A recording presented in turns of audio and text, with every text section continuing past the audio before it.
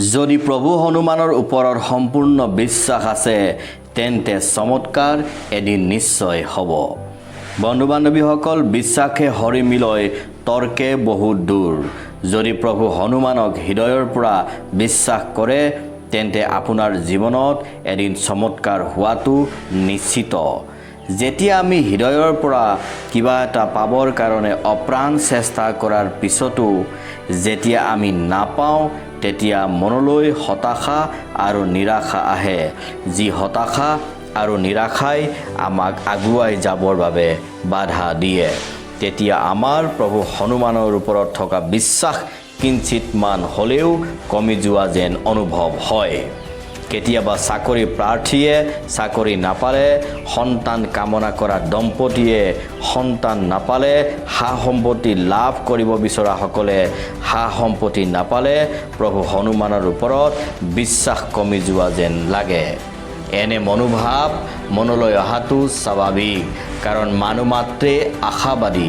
আশা পূৰণ নহ'লে বিশ্বাস পাতল হয়।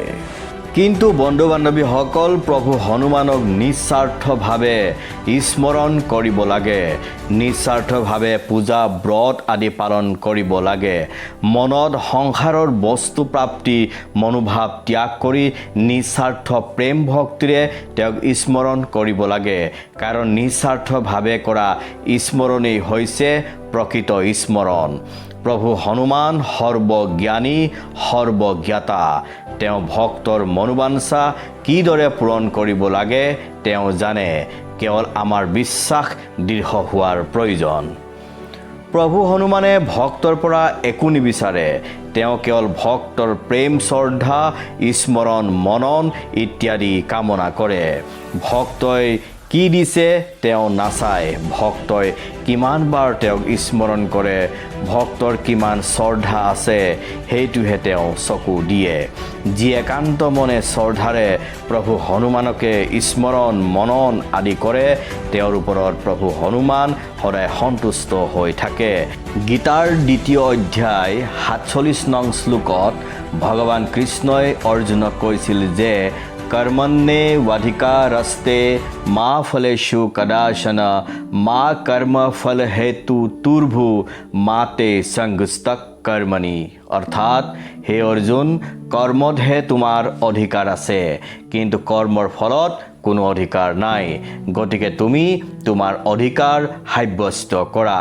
লাভ লোকচান, জয় পৰাজয় কথা চিন্তা নকৰিবা। মন কৰ্মত মনোনিৱেশ কৰা।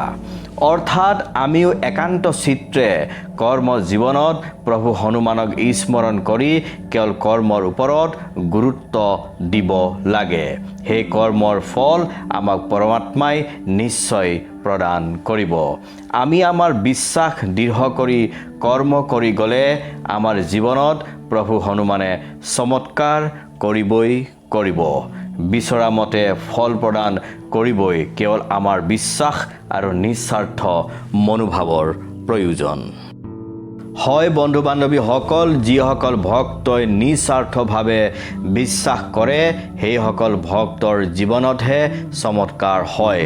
হঠাৎ চাকৰি লাভ, ব্যৱসায়ত উন্নতি, ঘৰ সংসাৰলৈ শান্তিময় পৰিৱেশ অহা, হঠাৎ ৰোগ আৰু চিন্তামুক্ত হোৱা, জীৱনত কেতিয়াও নাপাম আৰু নহ'ব বুলি ভবা কামটো হঠাৎ সফল হোৱা, দুগুণ উৎসাহেৰে কৰ্মজীৱন আগবঢ়াই নিয়া, সন্তানৰ মংগল হোৱা ইত্যাদিয়ে হৈছে প্ৰভু হনুমানৰ চমৎকাৰ স্বৰূপ।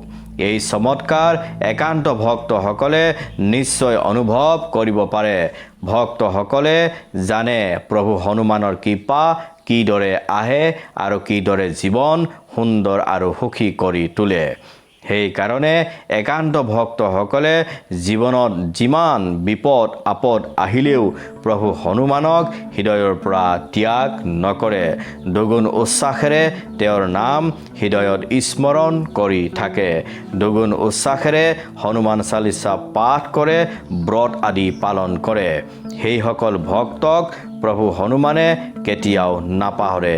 সেইসকল ভক্তক আগন্তুক আহিব লগা বিপদ আপদৰ পৰা সদায় ৰক্ষা কৰি থাকে। ধন্যবাদ।